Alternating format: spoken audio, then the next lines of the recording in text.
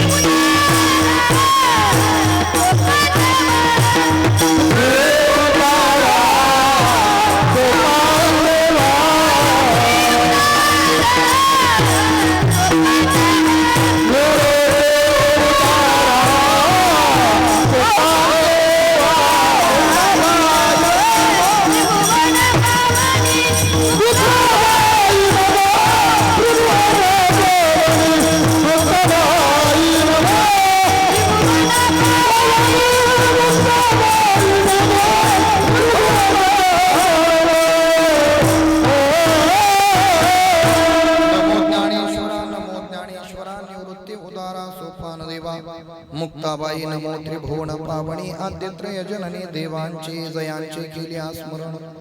विकू कमी करा थोडंसं. जयांचे केली स्मरण होय सकळ विद्यांचे अधिकरण. तेची वंदो श्रीचरण श्री गुरूंचे ते नमस्कारोनी आता. बोलिलो ते आता पाळावे वचन ऐसे कोण पुण्य माझे गाठी. जातो आता आज्ञा घेऊन या स्वामी काळक्षेप आम्ही करू कोठे प्रस्तुत. प्राप्त वेळी प्राप्त स्थळी कीर्तन रूपी सेवेकरिता निवडलेला अभंग.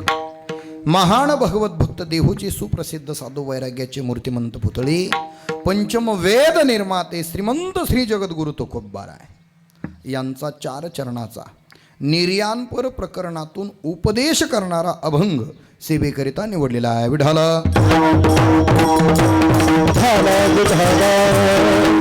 देवडीकरांच्या गाथेमध्ये अभंगाचा क्रमांक आहे 3619 म्हणजे 3619 क्रमांकाचा अभंग सेवेकरिता निवडलेला आहे. क्रमांक याकरिता सांगितला आहे की यदा कदाचित एखाद्याला हा अभंग ऐकून जर पुन्हा पाठ करण्याची वाचण्याची जर भावना सदिच्छा झालीच आणि त्यांना माझा कॉन्टॅक्ट नंबर नाही मिळाला तर त्याकरिता त्यांना पुन्हा गाथा उचकल्यानंतर पटकन सापडावा याकरता सुलभतेकरता नंबर सांगितला. बहुतेक तुम्ही सगळ्यांनी लक्षात ठेवला असेल कारण आमच्या गणिताचे शिक्षक इथे आहेत म्हटल्यानंतर. हा काय किती सांगितलं मी 3619. उपक्रम करताना सांगतो उपसंहाराच्या वेळेस तुम्ही मला सांगा. विठाल अभंग निर्याण प्रकरणातला आहे. अभंगाचा भाव तुमच्या समोर मांडतो. अतिशय गोड अभंग आहे. जगद्गुरु तुकोबरायांच्या समोर काही भक्त मंडळी ज्यावेळेस महाराज निर्याण प्रसंगी महाराजांना प्रत्यक्ष हो प्रयाण काले देवे विमान पाठविले कळीच्या काळा माझी अद्भुत वर्तविले मानव देह घेऊन निजधामा गेले. महाराज मानव देह निजधामाला घेऊन जात असताना काही मंडळी जगद्गुरु तुकोबरायांच्या समोर आली आणि महाराजांना सांगितलं महाराज अहो तुम्ही तर वैकुंठाला चालला. तुम्ही वैकुंठाला चाललेला आहात. आजपर्यंत तुमची आम्हाला तुम्ही कोण आहात याची ओळख खरी पटली नाही परंतु आज ओळख पटली आहे. पण आज तुम्ही आमच्यात थांबणार नाहीत. तुम्ही वैकुंठाला निघाला. मग विनंती आम्हाला काहीतरी आशीर्वाद द्या. जाणाऱ्या व्यक्तीला माणसानं हसत वाट लावावं त्याच्याकडून आशीर्वाद घ्यावा. 2 वर्ग आहेत. एक वर्ग जाता जाता ज्याच्याकडे खूप प्रॉपर्टी ना अचानक जर गेला तर त्याच्या अंगठ्याला रामकृष्ण हरी करून त्याचा आशीर्वाद घेतात. पण माझे जगद्गुरु तुकोबराय म्हणतात मला महाराजांच्या विषयी असं नाही आहे. महाराज मायबाप लक्षात ठेवा काहीतरी आशीर्वाद द्या असं म्हटल्यानंतर महाराजांनी सांगितलं एक पहा जीवनभर मी तुम्हाला आशीर्वादच दिला आहे. चांगलं वागणं आणि चांगलं वागल्यानंतर तुमच्या जीवनामध्ये त्या चांगल्या वागण्याचं फल मिळणं हाच खरा सगळ्यात मोठा आशीर्वाद आहे. बोलिलो ते आता पाळावे वचन. मी जे तुम्हाला चांगलं चांगलं बोललोय ना ते वचन तुम्ही पाळा. एकानं सांगितलं महाराज हे पाळणं होणार नाही आमच्याकडून. मग तुमच्या काही पुण्य सामुग्रीवरती आमचं भलं होईल कल्याण होईल असं काहीतरी तुम्ही सांगा. असा काही आशीर्वाद द्या. माझे तुकोबराय प्रयत्नवादी होते बरं. तुकोबराय म्हणले बोलिलो ते आता पाळावे वचन. आणि तुम्ही म्हणाल की मी आशीर्वाद दिल्यानंतर तुमचं भलं होईल आणि तुम्ही कसं वागलं तरी चालेल. ऐसे कोण पुण्य माझे गाठी. अरे एवढं पुण्य माझ्याकडे नाही का तुम्ही वाईट वागाल आणि तरी सुद्धा तुमचं चांगलं होईल असं मी तुम्हाला आशीर्वाद देईल. इतकं पुण्य माझ्याकडे नाही. महाराजांची शब्द आहे. मग महाराज थोडंसं थांबा ना. तुकोबराय म्हटले हे पहा ज्या स्वामींची आज्ञा घेऊन मी इथं आलो ना त्याच स्वामींची आज्ञा घेऊन आता मी चाललोय. जातो आता आज्ञा घेऊन या स्वामी काळक्षेप आम्ही करू कोठे. ज्या कार्याकरता आलो ते कार्य पूर्ण झाले. आता विनाकारण काळ कुठं वायाला घालू.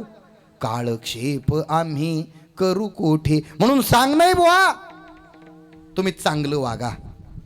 कारण तुम्ही जर चांगले वागला नाहीत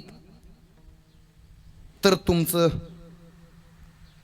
अधोगती होईल. न घडे यावरी न धरवे धीर.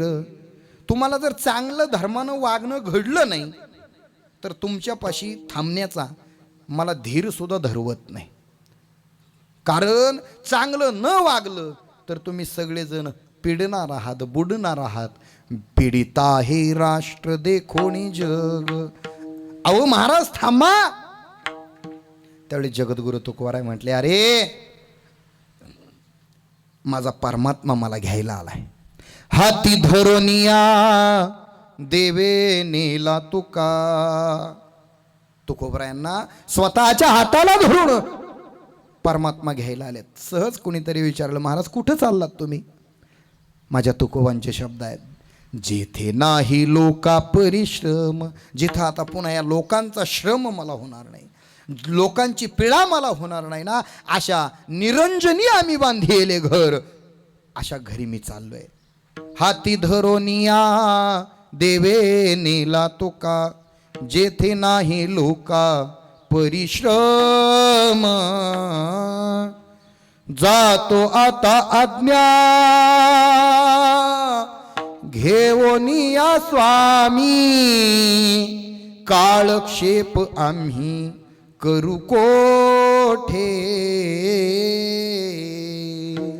अर्थात जगद्गुरु तुकोबाराय सांगतायत, मी तुम्हाला माझ्या 42 वर्षामध्ये जी काही चांगली चांगली वचनं सांगितलेत ती तुम्ही पाळा. आता मी चाललो. कारण जाणारी व्यक्ती ज्यावेळेस जाते ना त्यावेळेस ती व्यक्ती आपल्या घरातील, कुटुंबातील किंवा परिसरातील व्यक्तींना हेच सांगते, बाबा हो, मी जे काही तुम्हाला चांगलं चांगलं सांगितलंय ना त्याचं तुम्ही पालन करा. विठ्ठल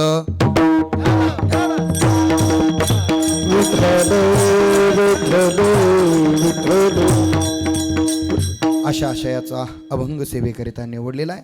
सेवेला प्रारंभ करण्यात तत्पूर्वी थोडासा परिहार द्यायचा तो असा, आपल्या दरेकर परिवारातील एक आदर्श माता गंगा भागीरथी कैलासवासी बबई अहिलाजी दरेकर या मातेचं 1 वर्षापूर्वी आपल्यातून जाणं झालं. आणि या मातेच्या प्रथम पुण्यस्मरणानिमित्त, वर्षश्राद्धानिमित्त या ठिकाणी भव्य दिव्य असं त्यांनी निवेदन केलेले. त्यांचे 3 सुपुत्र श्री मुक्ताजी अहिलाजी दरेकर, रंगनाथ अहिलाजी दरेकर, कैलास अहिलाजी दरेकर, 2 या मातेच्या सुकन्या, त्यामध्ये कस्तुराबाई नानासाहेब भुजबळ आणि श्री गंगा भागीरथी विश्रांतामाई कांतीलाल भुजबळ, एक नात रुपालीताई संदीप जगताप. या मातेचे सर्व नातू, पंतू, दीर असतील, सर्व दरेकर परिवार, या परिवारावरती प्रेम करणारी सर्व आप्तेष्ट मंडळी, या ठिकाणी ज्यांची गोड साऊंड सिस्टीम आहे असे बोत्रे पाटील साऊंड सिस्टीम, त्यानंतर ज्यांची मृदंगाची या कार्यक्रमाला साथ लाभलेली आहे ते संगीत विशारद मौली महाराज, सौताडे महाराज असतील, त्यानंतर घोडेगाव भजनी मंडळ, त्यानंतर आपल्या हिरडगाववरून आलेले आमचे गुरुबंधू वैभव महाराजांचे वडील दरेकर महाराज दरेकर भजनी मंडळ, घोडेगावकर भजनी मंडळ, त्यानंतर आदरणीय संगीत विशारद रामकृष्ण महाराज, आदरणीय संगीत विशारद गव्हाणे महाराज आणि मायबाप, हे जे बालगोपाल सगळे दिसत आहेत ना, हे आमचे ज्येष्ठ गुरुबंधू संदीपजी महाराज तनपुरी रेहेकुरी, या ठिकाणची गुरुकृपा वारकरी शिक्षण संस्था, सर्व बालगोपाल या ठिकाणी उपस्थित आहेत. सगळ्यांना धन्यवाद देतो ज्यांच्या माध्यमातून हा कार्यक्रम आपल्याला शूट होतो आहे. ते आमचे नाना महाराज बिटके यांनाही धन्यवाद देतो आणि सेवेला सुरुवात करतो. विठ्ठल विठ्ठल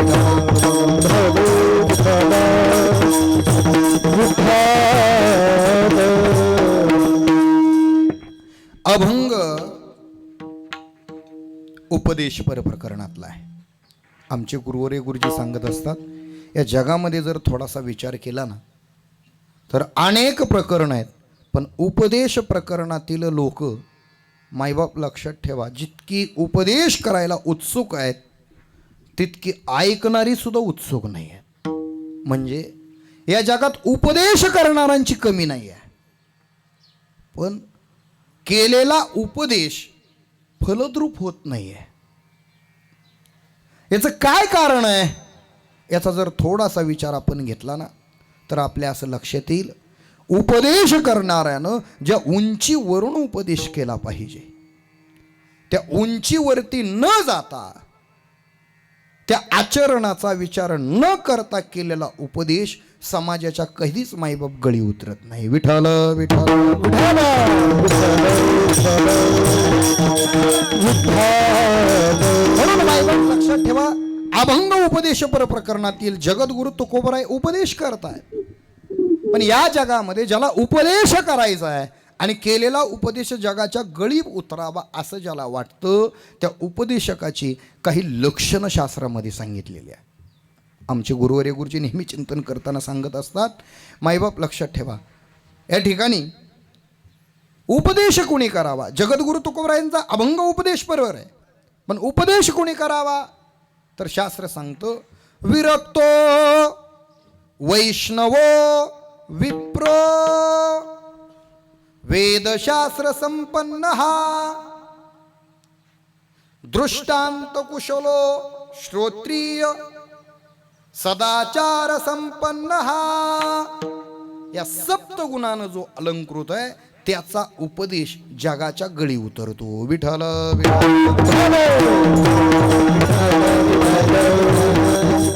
माणसानं जीवन कसं जगावं तर या 7 तत्वांना धरून जो जीवन जगतो, मायबाप लक्षात ठेवा, त्याच्या जीवनाचं सोनं होतं. माणसानं पहिलं जीवन कसं जगावं, विरक्तो, माणसाचं जीवन महाराज वैराग्यपूर्ण असावं, विरक्तशील असावं माणसाचं जीवन. आणि ते वैराग्य लौकिक आणि एकांत या दोनही गोष्टीमध्ये आणि दोनही ठिकाणी मायबाप त्याचं व्यवस्थित असावं. कारण एखादा मनुष्य आहे ना, लोक दिसली म्हटले आम्ही हॉटेलमध्ये खात नाही, आणि लोक नसली का मग गपचिप मागच्या दरवाजाचा वडापाव द्या हो, ते म्हणले अहो शिळे झालेत 5 वाजून गेले, नाही नाही म्हणले चालतेत. म्हणले सकाळी तर तुम्ही म्हणत होते आम्ही वडापाव खात नाहीत. ते म्हणले आता ते बोलाचाची भात आणि बोलाचीच कढी, पण असं वैराग्य कामाचं नाही. माझ्या तुकोबरायचे तर काही अभंग इतके गोड आहेत. तुकोबराय म्हणतात, जो वरी रे तो वरी जंबुक करी गर्जना, जंबुक करी गर्जना, जव त्या पंचानना देखिले नाही मायबा. जंबुक म्हणजे काय हो? जंबुक म्हणजे सर कोल्हा. तो कोल्हा आता उसामध्ये निस्त्या गर्जना ठोकतो. एक माणूस दाऱ्यावरती गेलेला, तो म्हणे अरे हा किती गर्जना ठोकतोय.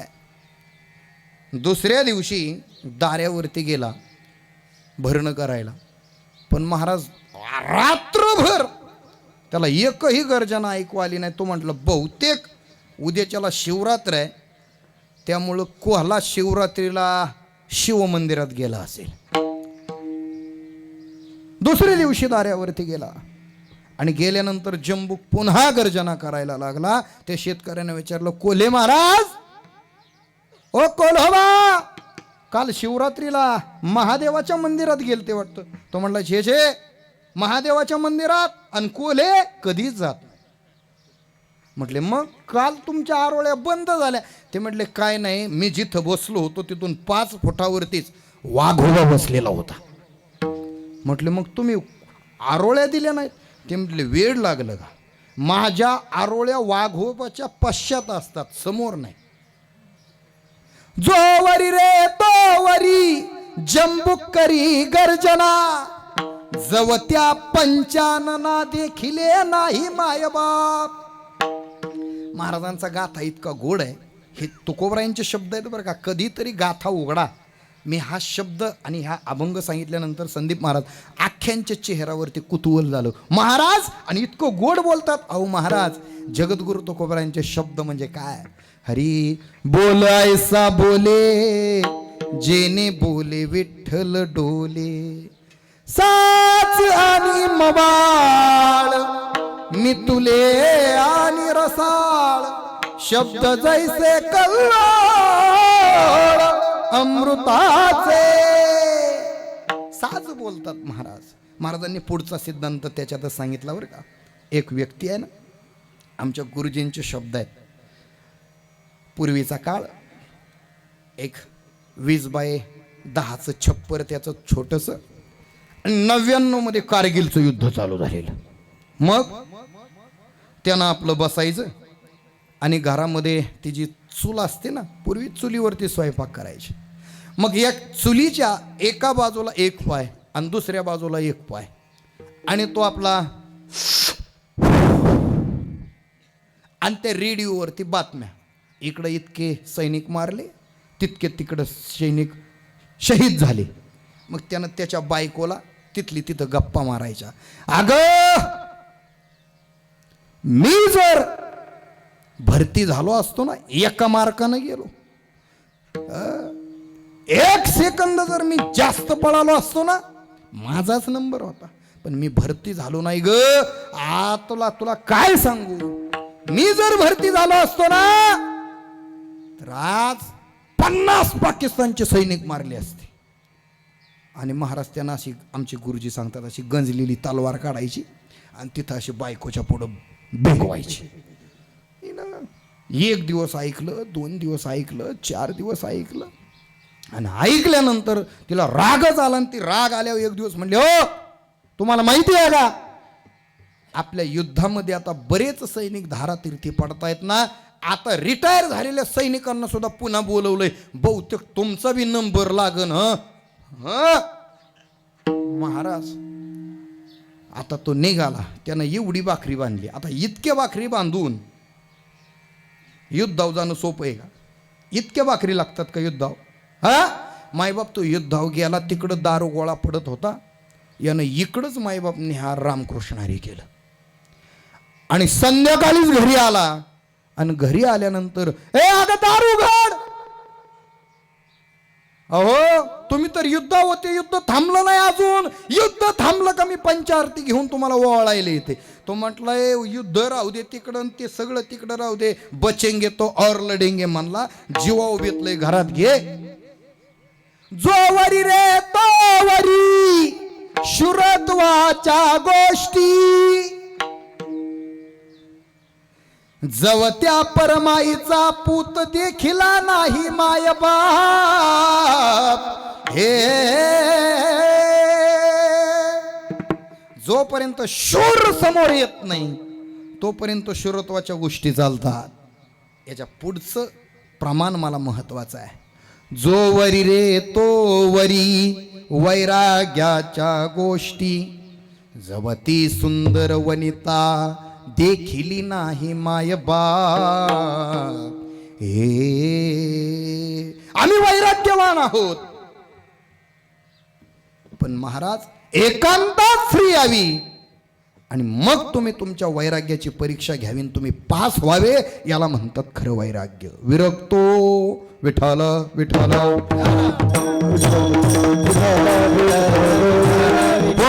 कबरला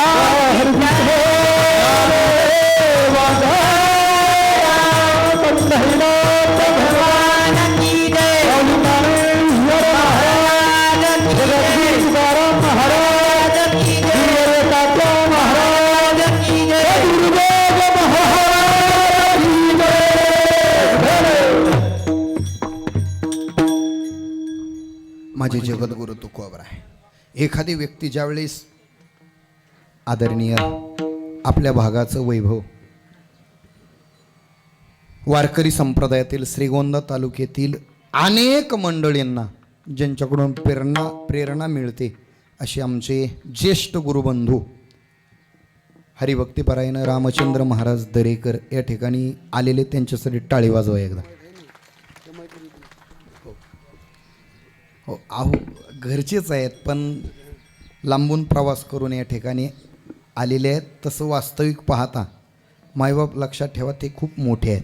त्यांच्यासमोर मी कीर्तन करणं हे आमची परीक्षाच आहे. कारण लक्षात ठेवा, इथं 2 गुरु आहेत, म्हणजे विद्यार्थ्यांना शिकवणं काय असतं हे त्या दोघांनाही माहिती आहे. आदरणीय संदीप महाराज त्यांची ही संस्था आहे रेहकुरीकर, आणि आदरणीय दरेकर महाराज त्यांचे शिष्य समोर वाजवत आहेत माऊली महाराज. विठ्ठल विठ्ठल.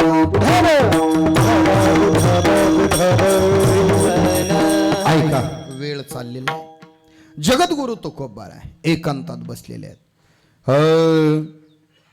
विठ्ठल विठ्ठल विठ्ठल विठ्ठल भजन चालू आहे.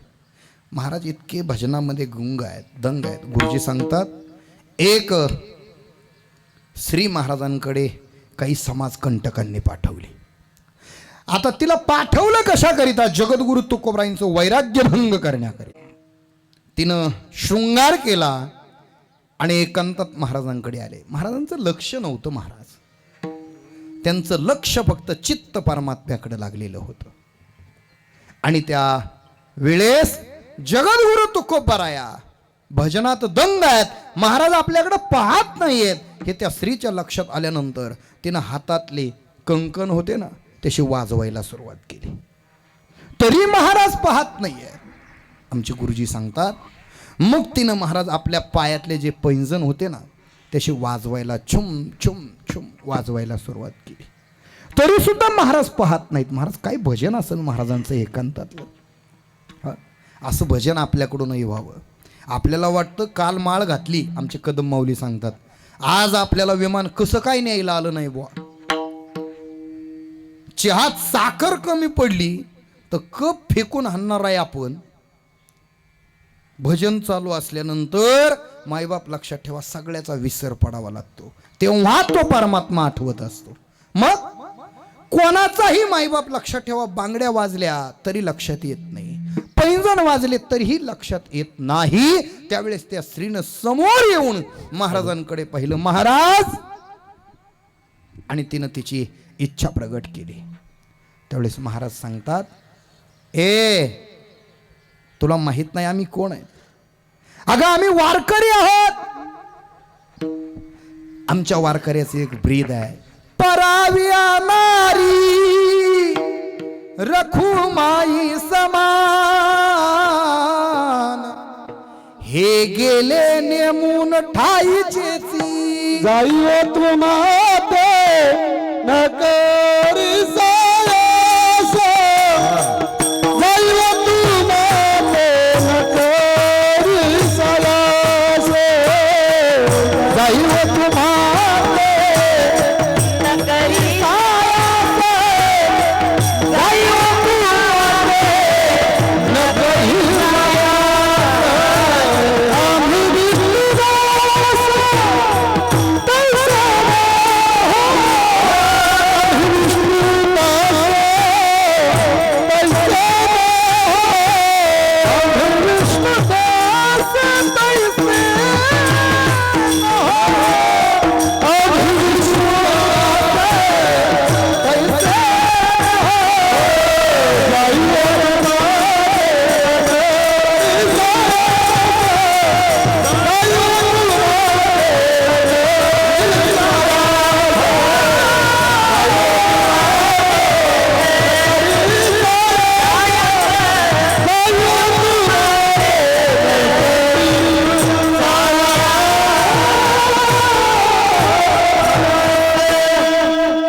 तुला माहित नाही माते, पराविया नारी रखुमाई समान, हे गेले नेमून ठाईचे. आमची आचारसंहिता आहे आणि आमच्या आचारसंहितेमध्ये परकी नारी आम्हाला आई समान आहे. आमच्यापेक्षा वयानं मोठी असेल ती आमची आई आहे, बरोबरीची असेल ती आमची भगिनी आहे, आणि मायबाप आमच्यापेक्षा वयानं कमी आहे ती आमची मुलगी आहे. ही आमची वारकऱ्याची परंपरा आहे. जाई ओ तू माते न करी सायास, आम्ही विष्णुदास तैसे न हो. ऐका, उद्या 19 फेब्रुवारी आहे. छत्रपती शिवाजी महाराजांनी 28 जानेवारी 1645 ला रांझ्याच्या पाटलाचे हात आणि पाय कलम केले. का माहिती आहे? एका आबोला स्त्रीची त्यानं आबरू लुटली होती. आज 400 वर्ष झाले छत्रपतींना होऊन, आजही महाराष्ट्र सुरक्षित नाही आहे. काल भिगवण या ठिकाणी एका मुलीला 2 समाजकंटकांनी, त्या मुलीचं 8 दिवसावर लग्न असताना घरच्यांच्या डोळ्यामध्ये मिरची टाकून त्या लेकराचं अपहरण केलं आहे. आणि आपण छत्रपतींची शिवजयंती उद्या साजरी करणार आहोत. अहो महाराज, आजही महाराष्ट्र तितक्याच गर्तेत पडलेला आहे. थोडीशी जाण याची आपण प्रत्येकानं ठेवली पाहिजे. सामाजिक बांधिलकी आपण कुठंतरी जपली पाहिजे. काय त्या लेकराच्या आज मायबाप लक्षात ठेवा कुटुंबावरती असेल, थोडासा विचार करा. आज भिगवण बंद आहे म्हणून लक्षात ठेवा, आजही देव, धर्म, देश आणि मायबाप आपल्या आई बहिणीसाठी आजही आपल्याला उभं राहणं गरजेचं आहे. विठ्ठल विठ्ठल.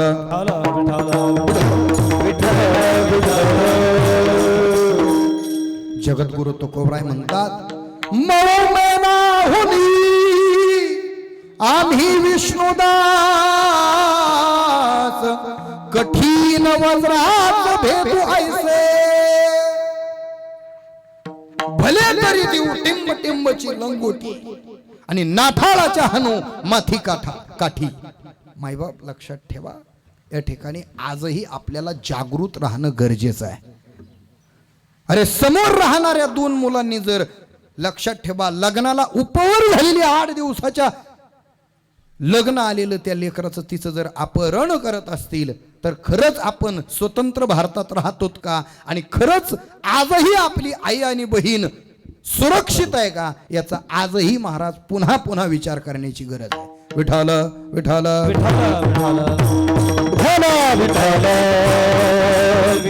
आणि म्हणून मायबाप लक्षात ठेवा, सत्ता, संघटना, पद या सगळ्या गोष्टी बाजूला ठेवून पुन्हा एकदा माणसानं आपल्या आई बहिणीसाठी आणि धर्मासाठी एकत्र येणं गरजेचं आहे. विठ्ठल विठ्ठल.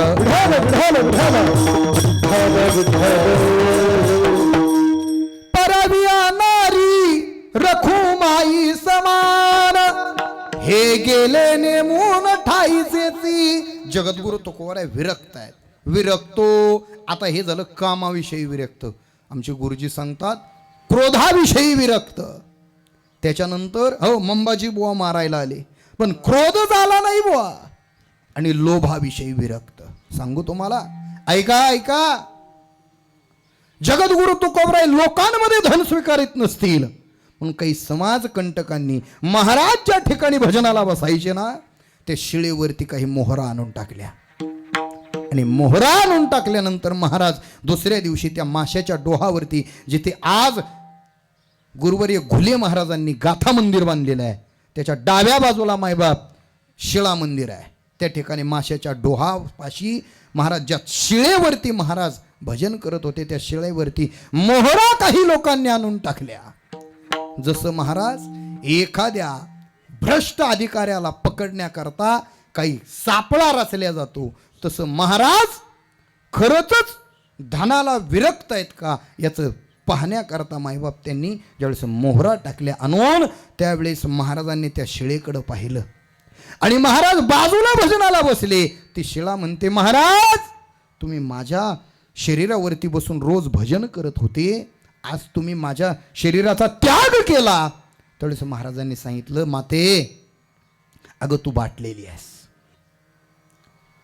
तू परकधन स्वीकारलेलं आहेस. महाराज काय जगद्गुरु तुकोबरायचे विचार आहेत. जे जगद्गुरु तुकोबराय परकधन स्वीकारलं म्हणून दगडाचा स्वीकार करत नाहीत.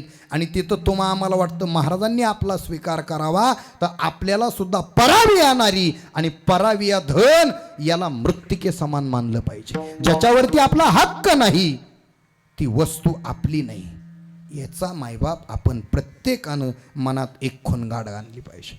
त्या शिळेला राग आला, अरे जर या धनापायी मला तुकोबांचा संग जर माझा तुटत असेल तर धिक्कार असो या धनाचा. ती शिळा मारत दुभंगली आणि पुढे माशाच्या डोहात जाऊन पडली. आणि महाराजांना सांगितलं, महाराज आता मी पवित्र झाले हो, आता तरी माझा स्वीकार करा. विरक्तो विठाल विठाल. म्हणून लक्षात ठेवा, ज्याला जीवन चांगलं जगायचं आहे, ज्याला उपदेश करायचा आहे, त्याची 7 तत्व सांगितलेली आहेत, सप्तश्रुती आहे. त्यातलं पहिलं सूत्र आहे हो विरक्तो. दुसरं लक्षण सांगितलं वैष्णव. कोणाला म्हणायचं वैष्णव? तुकोबराय म्हणतात, हे पहा, ज्याचं सगळं प्रेम परमात्म्यावरती आहे तो वैष्णव आहे. वैष्णव तो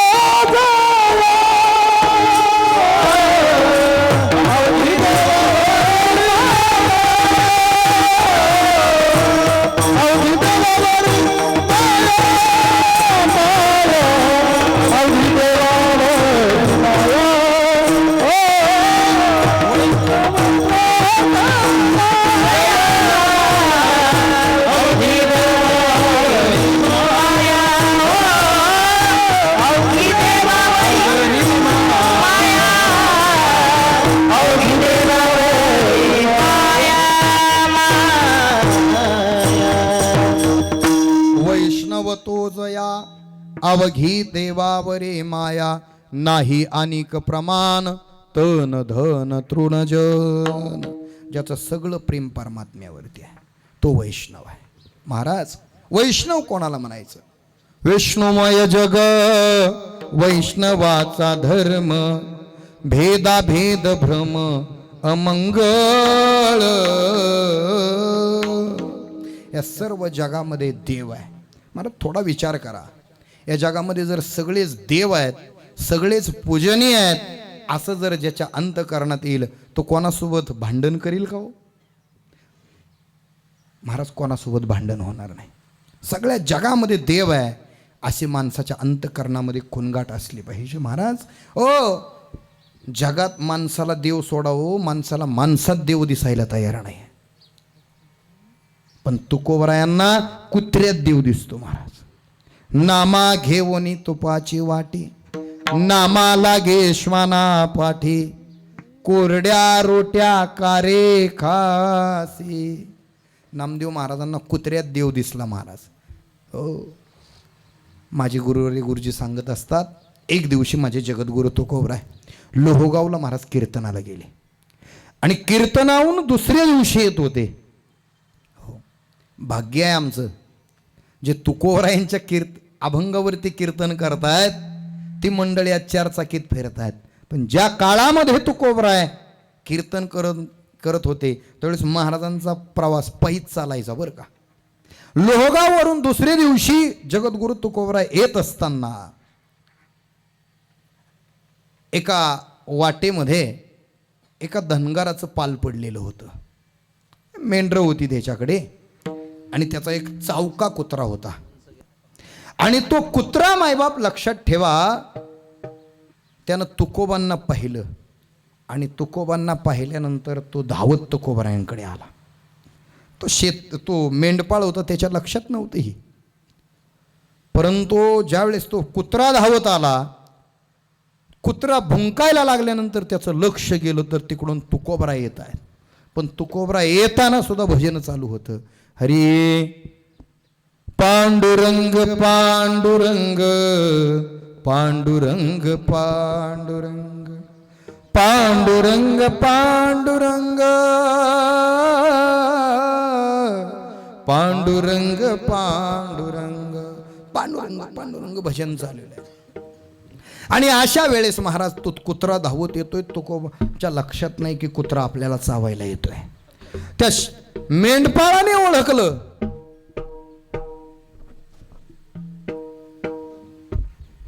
विठाला विठाला विठाला विठाला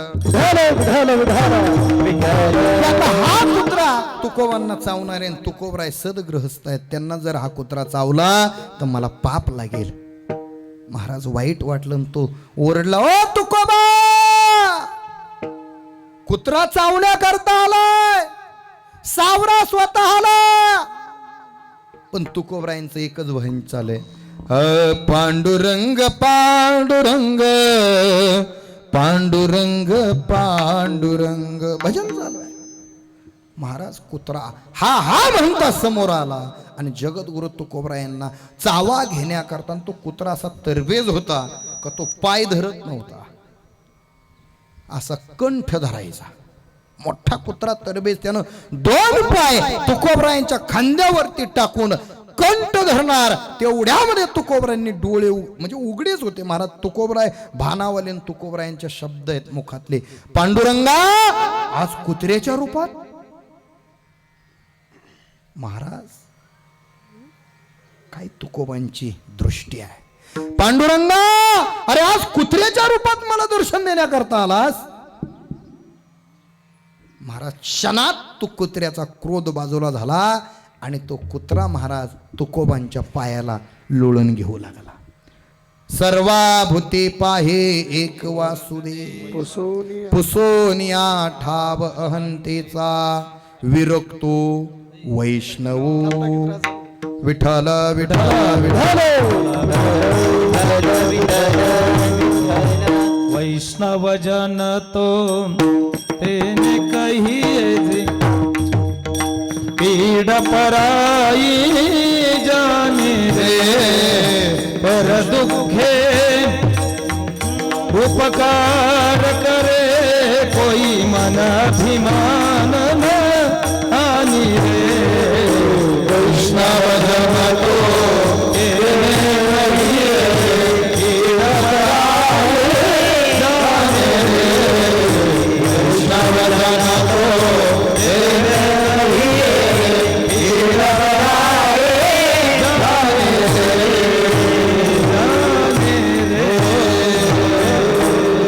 वैष्णव जन तो तेने कहिए रे पीर पराई जाने रे.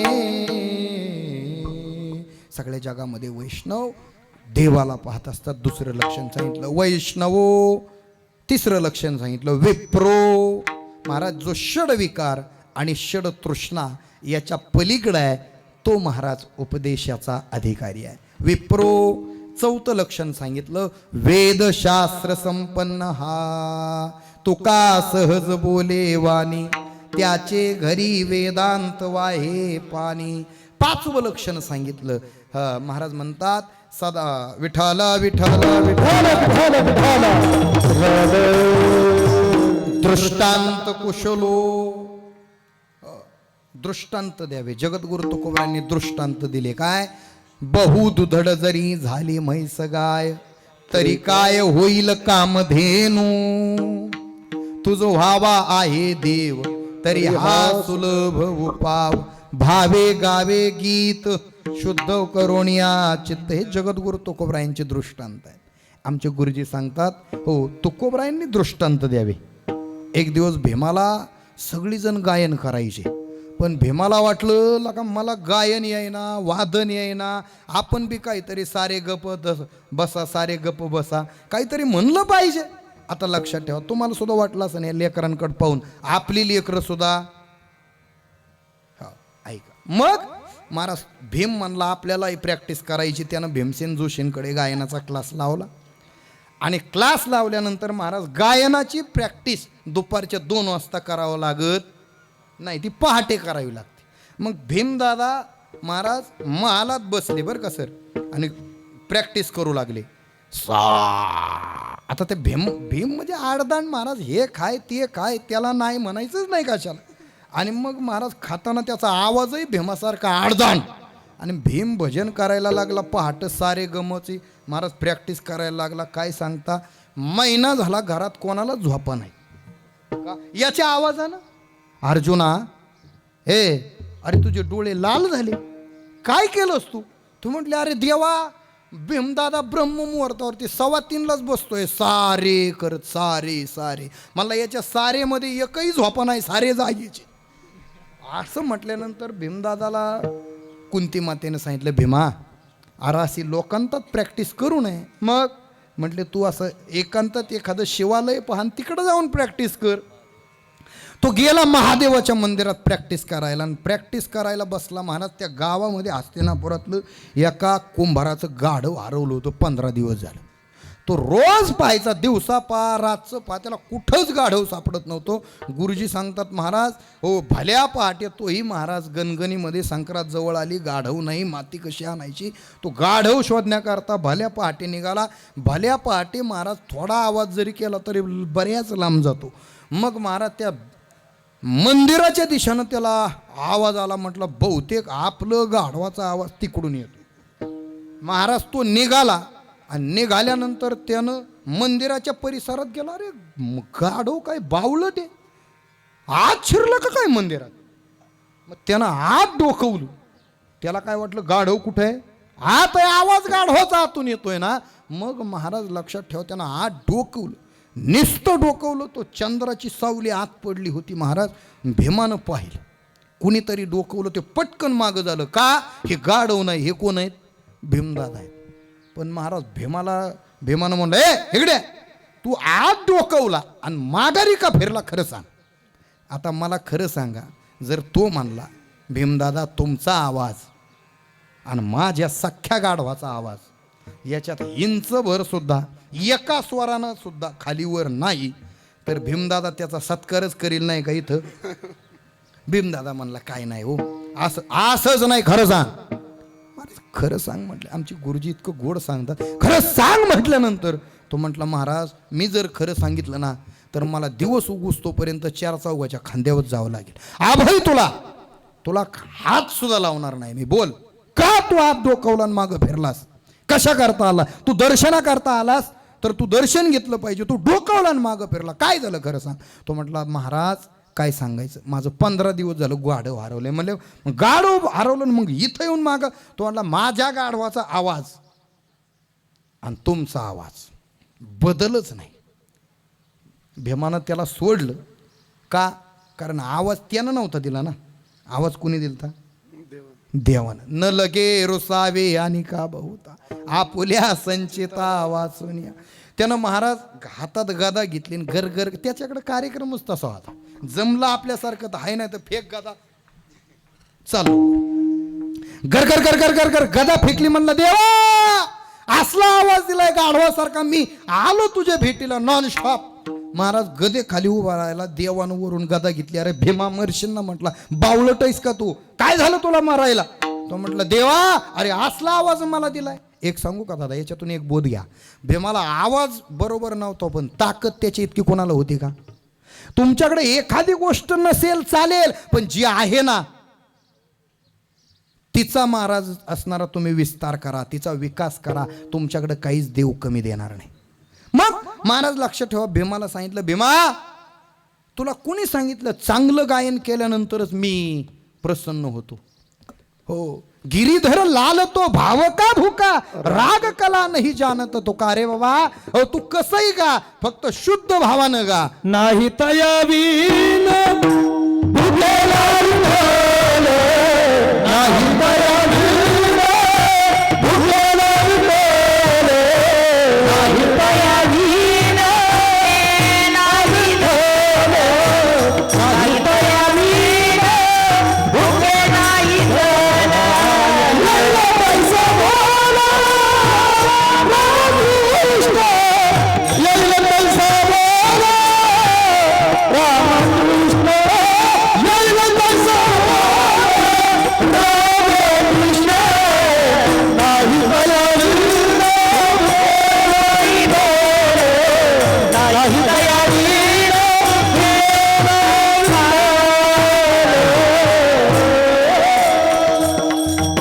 भावे गावे गीत शुद्ध करून याचित बाबा तू फक्त भावानं गा. येईल तैसा बोल रामकृष्ण. ही दृष्टांत कुशलो.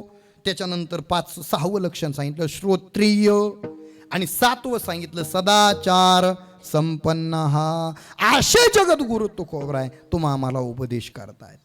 काय उपदेश करतायत तुकोबरायांना. महाराज लक्षात ठेवा, ज्यावेळेस तुकोबराय विमानात बसायचे आहेत आणि त्यावेळेस महाराजांना सांगितलं महाराज अहो आमचं कल्याण होईना असं काही सांगा.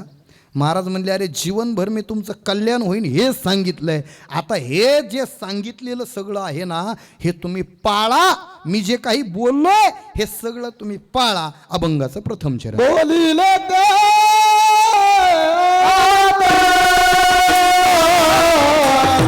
पाळाले वचन, बोलिले ते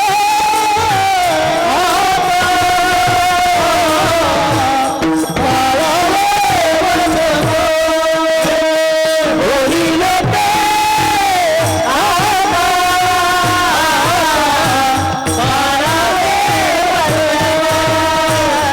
बोलिले ते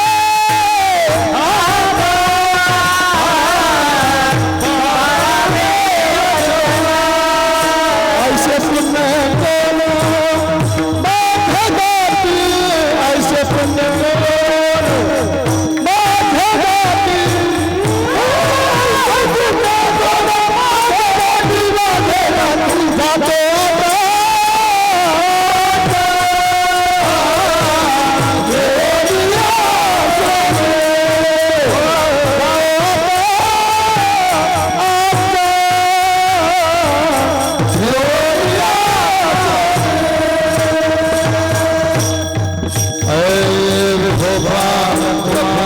चला चला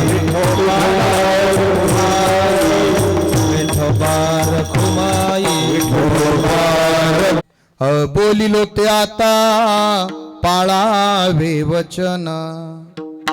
महाराजांनी सांगितलं बाबा मी चाललोय ना, आता एक विनंती आहे, मी जे काही बोललोय ना सगळं ते तुम्ही सगळेजण पाळा. कारण महाराजांनी पाहिलं होतं 42 वर्षामध्ये लोक बोललेलं ऐकतात पण ऐकत नाहीत. आमचे गुरुवर्य रामभाऊ महाराज राऊत पंढरपूरमध्ये असताना ते सांगायचे काय झालं, एक वडील आपल्या मुलाला घेऊन माझ्याकडे आला. त्यांनी सांगितलं महाराज याला काहीतरी सांगा, हा मुलगा ऐकत नाही. महाराज म्हणले बहुतेक बाहेर असन, त्याला कानाची मशीन बसून घ्या मग तो ऐकन.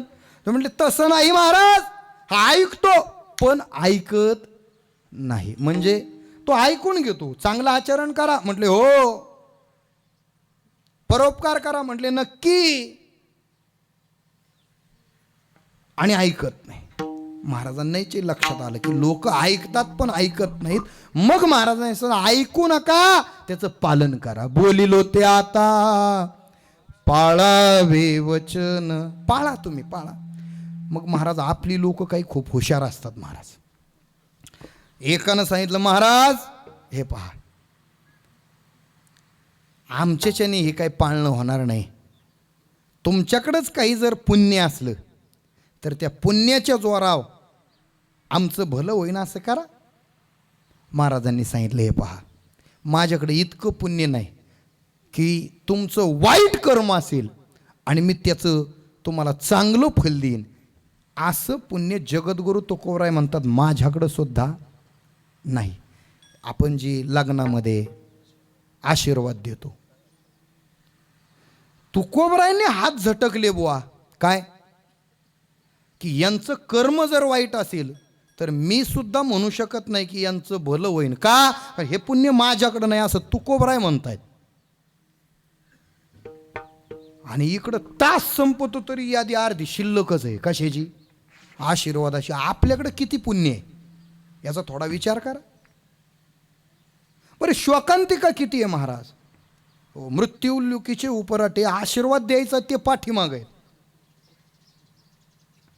आशीर्वाद द्यायला जे यायचा. आता तुम्ही सांगा, तुम्ही समजा एखाद्या व्यक्तीचं दर्शन घेतलं आणि दर्शन घेताना तुम्ही त्याच्या पायाचं समोरून दर्शन घेता का पाठीमागून? समोरून घेताना. मग समोरून दर्शन घेतलं का त्यानं फिरायचं आणि कल्याण होईना असं जर पाठीनं आशीर्वाद दिला तर एकतर त्याच्याकडं पुण्यही नाही आणि कृतीमध्येही त्याची पाठ तुमच्याकडे, कसा आशीर्वाद लागेल? मग लग्नामध्ये आशीर्वाद द्यायला लोक इकडे आहेत, ज्यांच्या हातामध्ये रामकृष्ण हरी त्यांच्याकडं पाहायचं, आणि ज्यांना आशीर्वाद द्यायचा आहे ते माग आहेत.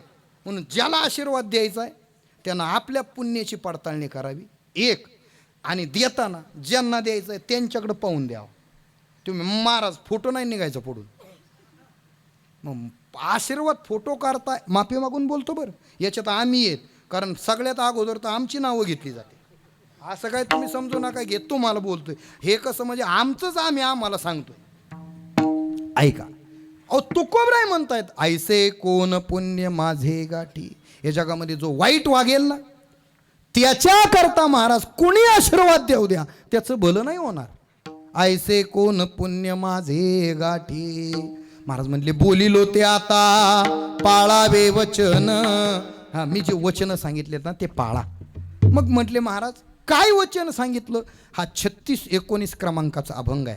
याच्या मागं जर फिरलो ना आपण तर 36-18, 36-17, 36-16 यामध्ये खूप गोड चिंतन आलेले आहे.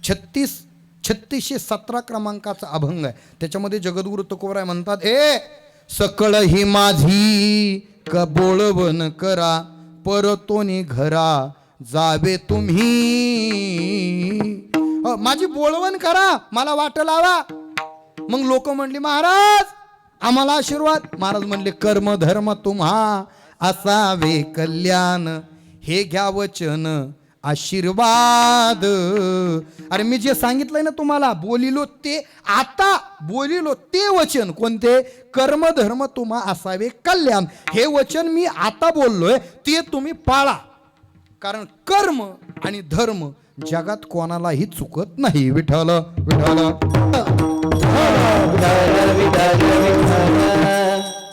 कार्यक्रम 10:30ला सुरू झालाय, तरी एक 10 मिनिटात मी थांबवणार आहे. कारण बहुसंख्य मंडळी आत्ता शेवट आलेली आहेत. एक कर्माचा सिद्धांत जगद्गुरु तुकोबरायांच्या माध्यमातून मांडेल आणि सेवेला पूर्ण विराम देईल. काळजी करू नका. विठ्ठल विठ्ठल. जगद्गुरु तुकोबरायांनी तुमच्या वाईट कर्मासमोर हात झटकले महाराज. का झटकले? कारण महाराज म्हणतात या जगामध्ये कोणी असो ज्याच्याकडून वाईट कर्म घडलंय ना त्याला वर काढण्याचं कार्य मी सुद्धा करायची माझ्या ताकद नाही. ऐसे कोण पुण्य माझे गाठी. तुकोबराय म्हणले अरे बाबा हो, कर्म आणि धर्म ज्याचा त्यालाच आहे, तो कोणालाही महाराज सुटत नाही. एक दिवशीचा प्रसंग आहे. सीता माता सिंहासनावरती रामप्रभूंशेजारी बसलेल्या आहेत आणि बसल्यानंतर एका धोब्यानं महाराजांच्या सीता मातेला महाराज दूषणं दिली. धोबी म्हणतो अरे तो रामही वेडा आहे. 6 महिने दुश्मनाच्या ताब्यात राहिलेली सीता आणि तिला पुन्हा सिंहासनावरती बसवतोय. राम वेडा आहे. महाराज शब्द कानावरती चाहूल लागली आणि माझ्या रामप्रभूंनी सीता माता महाराज गरोदर असताना मातेचा त्याग केला. सीता मातेला महाराज पवित्र अग्नीला साक्षी करून पुन्हा महाराज आणलेलं होतं, पण ऐकतो कोण? मग माझी सीता माता आता पुन्हा वनामध्ये नेहून सोडायची आहे. जबाबदारी कोणावर द्यायची आहे?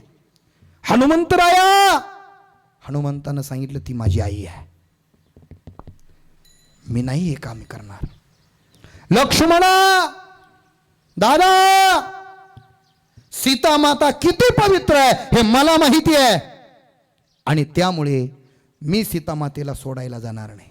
रामप्रभूंनी सांगितलं लक्ष्मणा हा भाऊ तुला सांगत नाही, एक राजा सांगतोय, आज्ञेचं पालन करावं लागेल. आणि सीता मातेला घेऊन लक्ष्मण जे वनात सोडायला निघालेले आहेत. आणि वनात सोडायला निघाल्यानंतर लक्ष्मण विचार करतो अरे या सीता माते इतकं पवित्र जगात दुसरं कोणी नाही. अरे अग्नी एका बाजूला ठेवावा आणि सीता माता एका बाजूला ठेवावी. अरे अग्नीलाही पावित्र्याच्या बाबतीत लाजवेल अशी माझी सीता आहे, अशी माझी सीता माता आहे. पण काय करणार? भावाच्या पुढे, राजाच्या पुढे नाइलाज झाला. शब्द सुद्धा कंठातून निघत नाहीये. काय बोलावं? मोठी भाऊजाई ही आईप्रमाणे असते. अरे आईची कसलीच माझ्या सीतामातेची चूक नाही आणि मी तिला वनात घेऊन चाललोय. अशा अवघडलेल्या परिस्थितीमध्ये मी तिला एकांतात सोडून देणार आहे. अरे हीच का आमची स्त्री जातीविषयीची धारणा? महाराज सीता माता गप्प बसलेली आहे आणि ज्या वेळेस मायबाप त्या रथातून सीता मातेला वनात सोडायचं आहे त्यावेळेस मात्र लक्ष्मणाचा नेत्रावाटे महाराज घळघळ अश्रू आले. अश्रूचा बांध फुटला. माते माफ कर मला.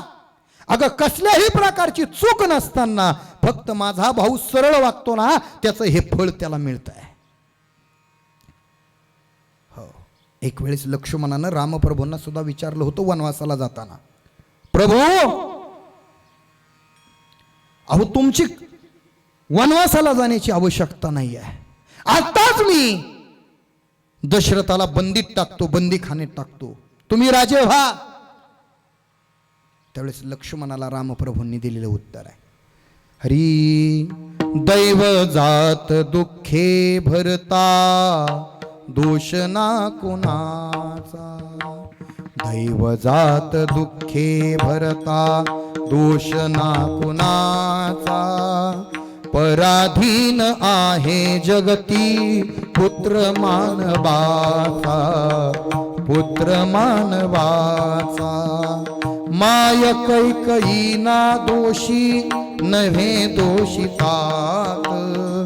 माय कैकयी ना दोषी नव्हे दोषितात. राज्य त्याग कानन यात्रा असे कर्म जात. असे कर्म जात. खेळ चाललासे माझ्या पूर्व संचिताचा. खेळ चाललासे माझ्या पूर्व संचिताचा. पराधीन आहे जगती पुत्र मानवाचा. दोष ना कुणाचा. दोष ना कुणाचा. रे हे माझं पूर्वजन्मीचं कर्म आहे. सीतामातेनं सुद्धा सांगितलं, रे बाळा लक्ष्मणा तू रडू नकोस. मला जे वनात यायचं आज घडतंय मी गरोदर असताना सुद्धा याच्यामध्ये लक्ष्मणा रामप्रभूंचा दोष नाही आहे. मग यामध्ये अयोध्येच्या नगरीतील लोकांचा दोष नाही, याला सगळा दोष माझ्या कर्माचा आहे. म्हणजे लक्ष्मणा ऐक, मी ज्यावेळेस मिथिला नगरीमध्ये लहान होते त्यावेळेस मी एका बागेमध्ये विहार करण्याकरता गेले. त्या ठिकाणी 2 पक्षी, महाराज ही गोष्ट गुरुवर्य चैतन्य महाराजांच्या मुखातून ऐकली. 2 पक्षी महाराज लक्षात ठेवा त्या ठिकाणी विहार करतायत. ती पक्षिणी गरोदर आहे आणि तो पक्षी आपली पत्नी गरोदर आहे, तिच्या गर्भामध्ये आपला पुत्र वाढतोय म्हणून तो पक्षी त्या पक्षिणीला रामायण सांगतोय. महाराज गरोदर असल्यानंतर आपल्या पत्नीला रामायण ऐकवावं, भागवत ऐकवावं हे एका पक्षाला कळावं. काय भाग्यवान पक्षी असेल तो. सकळ वैभव त्याच्यावे गीता भागवत वाचावे. वाचावे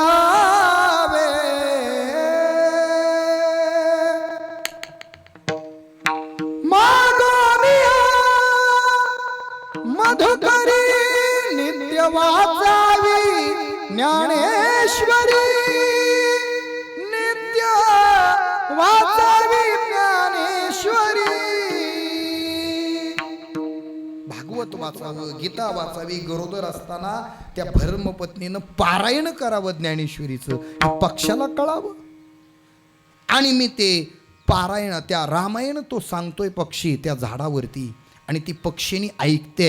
हे सगळे ते मंत्रमुग्ध असताना मी त्या पक्षाला आणि पक्षिणीला धरलं आणि धरून त्यांना घरी आणलं, पिंजऱ्यामध्ये टाकलं. त्यावेळेस तो पक्षी म्हणतो, माते मला का धरलंस तू? त्यावेळी त्या सीता मातेनं सांगितलं, बाळा हो पक्षीराज तुम्ही जे रामायण सांगता ना ते रामायण मला आवडलंय, मला रामायण ऐकायचं आहे. त्यावेळेस त्या पक्षानं सांगितलं, हरकत नाही, माझी धर्मपत्नी गरोदर आहे म्हणून मी तिला रामायण ऐकवतोय आणि एक काम करा, मी रामायण तिला एकटीला सांगतो, उद्यापासून तुम्हाला सांगत जाईल, याकरता आम्हाला धरता कशा करता? त्यावेळेस त्या पक्षिणीनं सांगितलं, अहो आम्हाला सोडून द्या, आम्हाला सोडा. त्यावेळेस सांगितलं, हे पहा, तुम्हाला सोडून दिल्यानंतर तुम्ही निघून जाल. अहो असं काही लक्षात घ्या, अहो आम्ही रामायण सांगणारे पक्षी आहेत, आमच्यावर थोडा विश्वास ठेवा, आम्ही उद्या येऊ आणि तुम्हाला रामायण सांगू. विठाल विठाल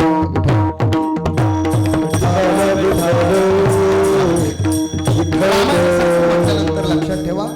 तरी सुद्धा तिनं सांगितलं, हे पहा, तुम्ही पक्षी आहात, एखाद्या शिकाऱ्यानं तुमची शिकार केली, उद्याच्याला तुम्ही अन्नाकरता कुठेतरी निघून गेले आणि तुम्हाला जर उद्या येता आलं नाही तर आता माणसावर विश्वास ठेवता येत नाही आजच्या काळात, मी तुमच्या पक्षावरती कसा विश्वास ठेवू, मी तुम्हाला सोडणार नाही. असं म्हटल्यानंतर तो हतबल झाला. त्यानं सांगितलं, हो माझी पत्नी गरोदर आहे, तिला काय खायला पाहिजे, काय प्यायला पाहिजे मला माहिती आहे, आमचा पक्ष्यांचा विहार करणं हा धर्म आहे आणि त्या धर्माच्या विरोधात तुम्ही जाऊ नका. असं सांगितल्यानंतर तिनं सांगितलं, नाही असं जमणार नाही. असं सांगितल्यानंतर त्या पक्षिणीनं विनंती केली, अहो एक काम करा, मी गरोदर आहे, मला या ठिकाणी राहू द्या, पण मला ज्या ज्या गोष्टी खायला लागतात ना ते पक्षीराज घेऊन येतील, त्यांना तरी सोडा. त्यांना सोडा म्हटल्यानंतर त्या पक्षीराजाला सांगितलं, तुम्ही रोज खाऊ आणण्याकरता जात जा, संध्याकाळी आल्यानंतर या पक्षिणीला माईबाप लक्षात ठेवा, ज्यावेळेस रामायण सांगायचे त्यावेळेस सीता माता आणि ती पक्षिणी त्या पक्षाच्या मुखातून रोज रामायण ऐकायची. आणि रामायण ऐकत असताना एक दिवशी महाराज तो पक्षी चारा आणण्याकरता गेला आणि काळे ढग आकाशामध्ये आले, विजांचा कडकडाट होऊ लागला. आता ती पक्षिणी जी होती ना ती गरोदर आहे, एका पिलाची माय, पोटामध्ये गर्भ आहे, 2 जीवाची आई आहे ती महाराज. आणि त्या पक्षिणीचा सारं लक्ष तिच्या पतीकडे लागलेलं आहे. माझा पक्षी, माझा पती चारा आणण्याकरता गेलाय. मला त्या पिंजऱ्यातून पाहते, हो आकाशात काळे ढग आलेले आहेत, विजांचा कडकडाट चालू आहे, पाऊस येतोय. तिनं सांगितलं सीता मातेला, अहो माझे पती आत्तापर्यंत चारा घेऊन यायला पाहिजे होते, आले नाहीत ना, मला थोडी त्यांची काळजी वाटते हो. महाराज लक्षात ठेवा, ह्या पक्ष्यांना विनंती आहे, ह्या चिमण्या रोज तुमची वाट पाहतात घरी येताना, त्यामुळे तुम्ही सुद्धा वेळेवरती घरी आलं पाहिजे. मग मला ती चिमणी म्हणते, अहो मला सोडा, माझे पक्षीराज दिसत नाहीत, एक काम करते, मी थोडी आकाशात झेप घेते आणि झेप घेऊन मी त्यांना कुठे आहेत का मी आवाज देते, माझ्या आवाजाला ऐकून का होईना ते लवकर येतील.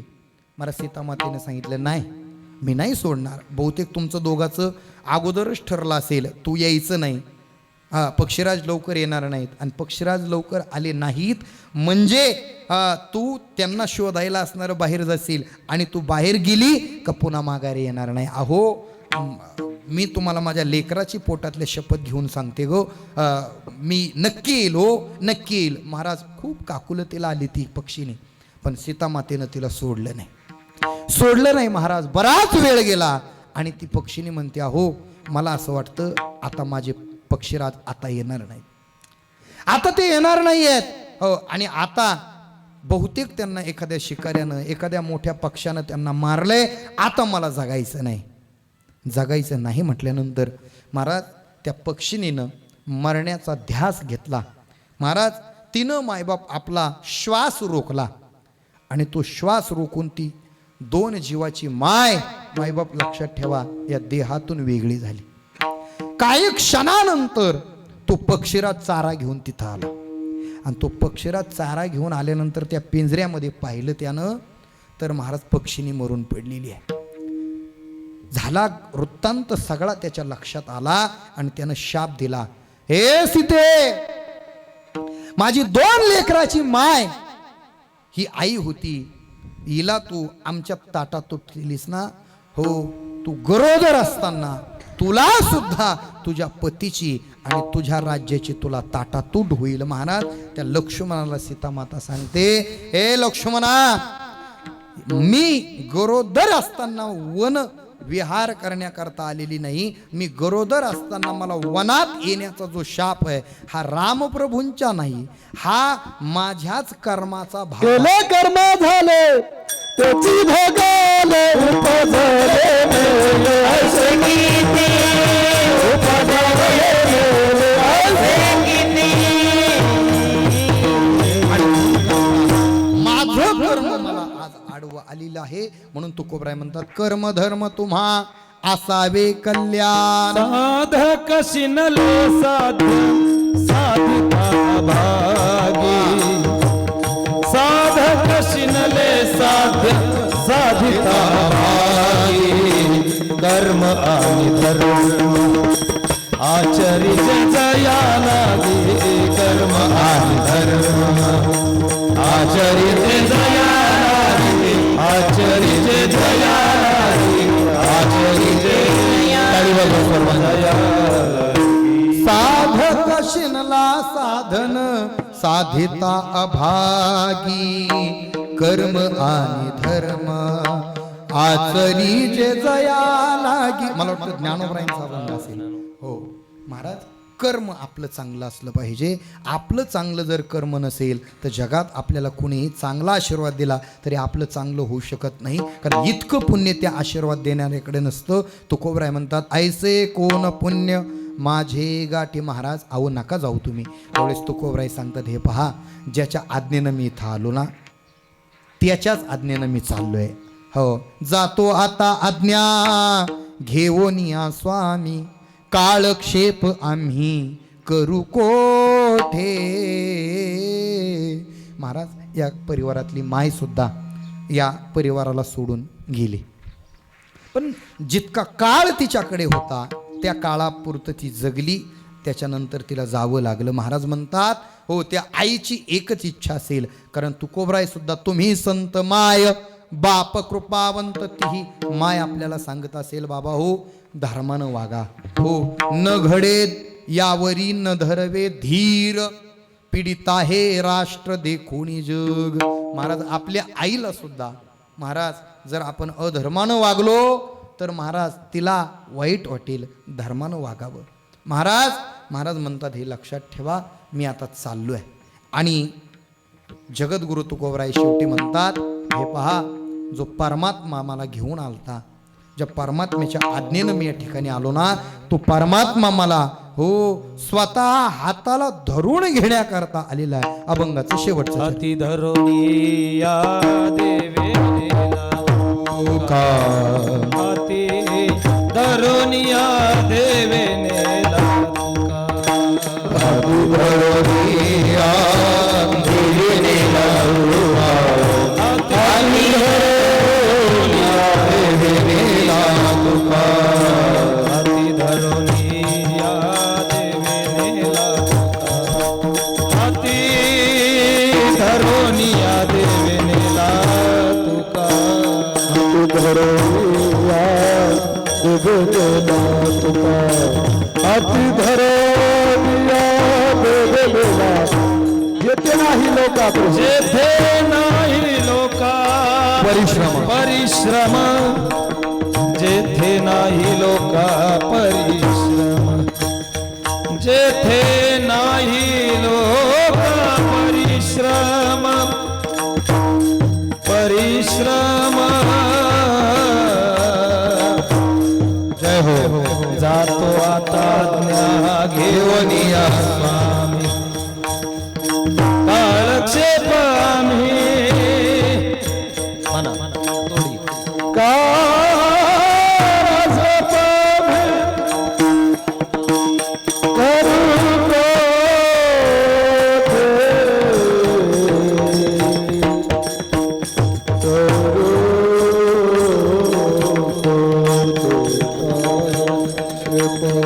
करू ठिकाण क्षेप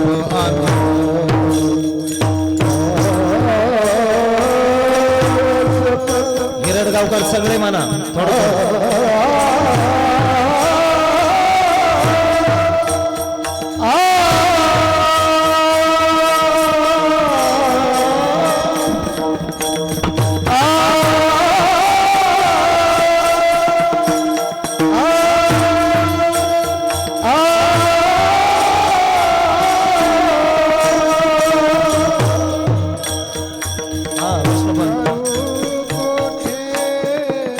काळक्षेप आम्ही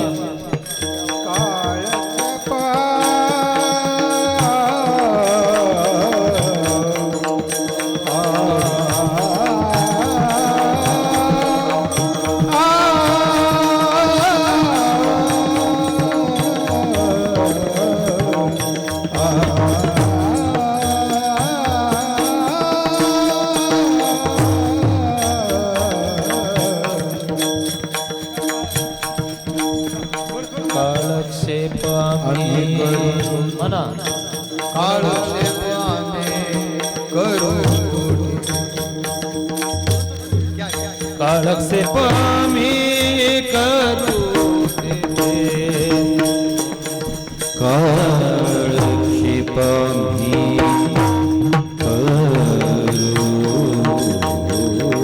कोठे करू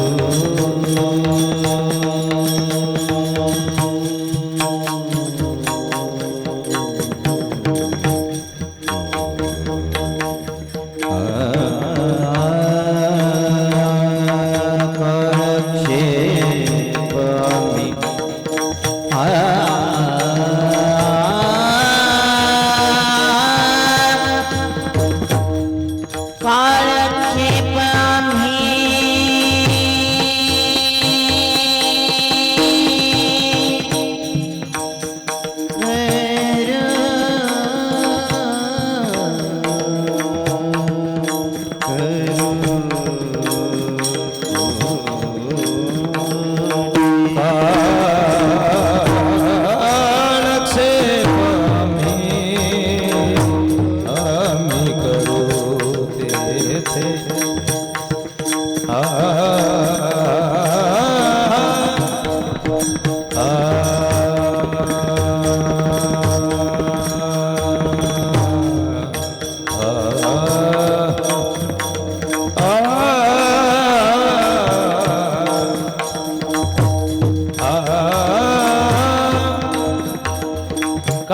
कालक्षेप मी करूते थे करूते थे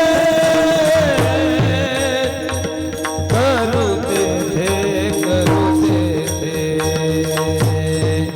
जातो आता आज्ञा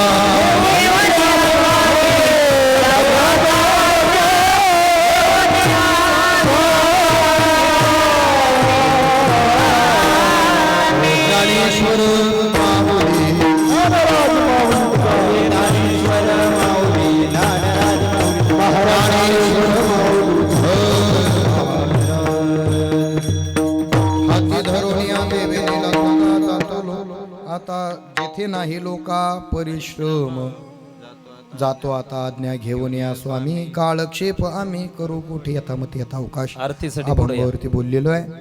कैलासवासी गंगा भागीरथी बबई माई अहिलाजी दरेकर या मातेचं प्रथम पुण्यस्मरण या दरेकर परिवाराच्या वतीनं गोड या ठिकाणी साजरं झालेलं आहे. बोलता बोलता शब्द अपशब्द गेला असेल आई वडिलांचं अंतःकरण करून मला माफ करा. या जगामध्ये कौन सी है चीज़ जो यहाँ नहीं मिलती, सब कुछ मिलता है लेकिन माँ नहीं मिलती. महाराज आपली आई देवाघरी गेलेली आहे.